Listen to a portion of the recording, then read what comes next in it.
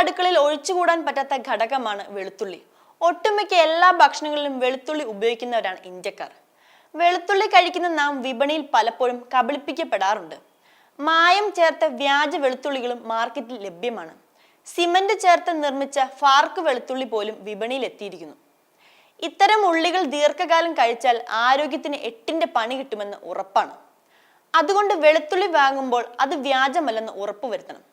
അസൽ വെളുത്തുള്ളി തിരിച്ചറിയാൻ ഇക്കാര്യങ്ങൾ ശ്രദ്ധിച്ചോളൂ. വെളുത്തുള്ളിയുടെ നിറമാണ് ആദ്യം പരിശോധിക്കേണ്ടത്.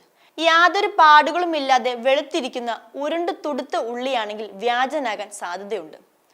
തൊലി കട്ടി കൂടിയുള്ളതാണെങ്കിൽ മായം ചേർന്ന വെളുത്തുള്ളിയാകാനാണ് സാധ്യത.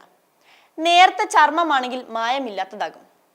നല്ല വെളുത്തുള്ളി വെള്ളത്തിലിട്ടാൽ മുങ്ങിക്കിടക്കും, വ്യാജൻ പൊങ്ങിക്കിടക്കും. വ്യാജൻ അല്ലെങ്കിൽ നല്ല ഗന്ധമുള്ള വെളുത്തുള്ളിയായിരിക്കും.